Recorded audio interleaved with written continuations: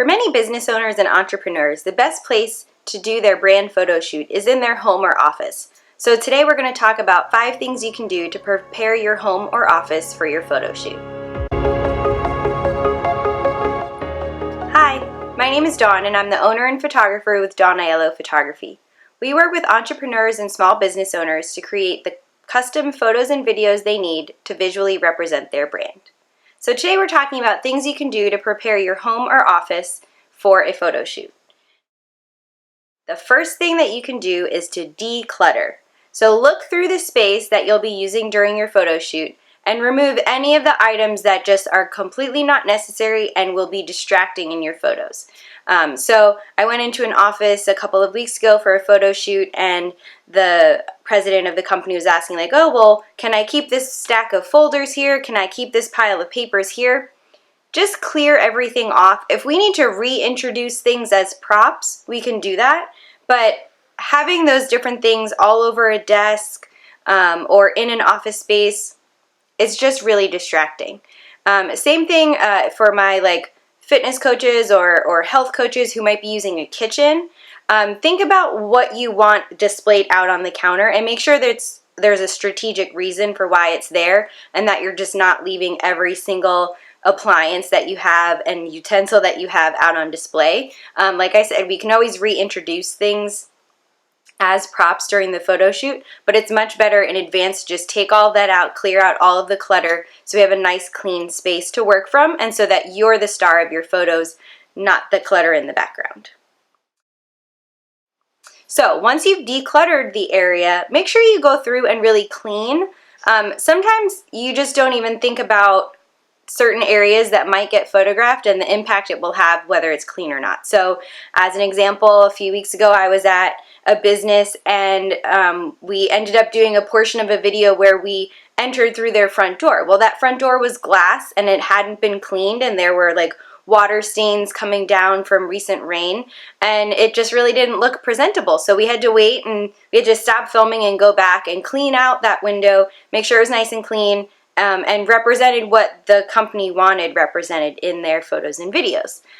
So same thing with dusting off surfaces, emptying trash cans, just your general cleaning.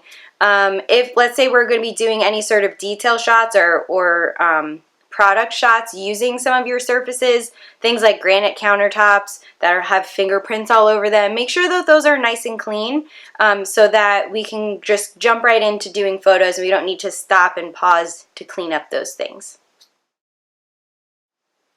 Another thing you could do, particularly in an office or home office setting, is look for cords and cables and things that are out and visible that might not be necessary for the photos. So yes, maybe it's necessary for your printer to be plugged in order for it to work, but if we're not using your printer during the photo shoot, can we remove that cable so that we don't see it draping across the back wall in your office?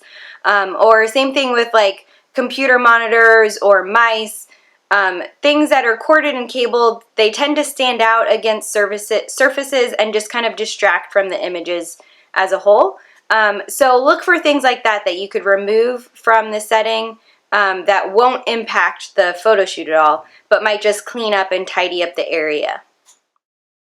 So another thing that you can do to prepare for your photo shoot is to consider exactly which and how many personal effects you want shown in your images. So again, instances with food bloggers or health coaches where we're going to be in their kitchen, a lot of times they'll have cute artwork from their kids or pictures of their kids and family displayed on the refrigerator.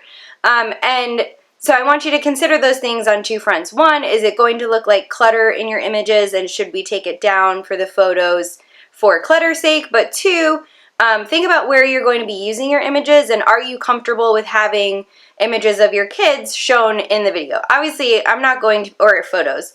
Obviously, I'm not going to be walking up and zooming in on the pictures of your kids, but they will be visible.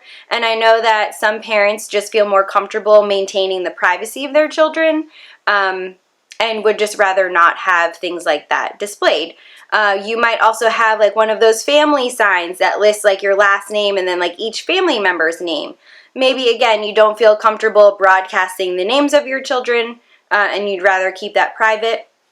On the other hand, depending on what your brand is, your family members might be an integral part of the brand, and so that might be something that you specifically want to keep in your photos for purposeful reasons. So just kind of take a moment, look around at the personal effects in the space, and decide for each one whether you'd like it to stay or be removed for the photo shoot. And lastly, something you can consider doing if you have some extra time before your photo shoot is accessorizing your space, considering your brand colors and your brand style. So maybe the area that you work in, it's just you in there. Maybe you don't see clients there, and so you haven't put a lot of thought or time or energy into decorating that space. Maybe if you have time before your photo shoot, consider some like accent pillows on your couch, let's say, or maybe you have, a little tabletop lamp with a lampshade, and maybe you could find a cute lampshade that would match the branding of your organization. And on the flip side, you might want to consider the decorative items that might be in your space currently that are in stark contrast to your brand style or brand colors, and consider removing them. So let's say your brand colors are all like pastels, but you have a pendant hanging from your university that's bright blue and orange, let's say, any Gator fans, or like mine would be black and gold. That would not match or mesh well with the other colors that are hopefully being incorporated in your photo shoot. So consider removing things like that, again, so they're not distracting from your final images. Well, I hope these ideas were helpful for you in preparing for your next photo shoot. Go ahead and subscribe to the channel. I'll be putting out new videos soon with more tips and tricks to help you with your photos and videos to represent your business. Thanks. Bye.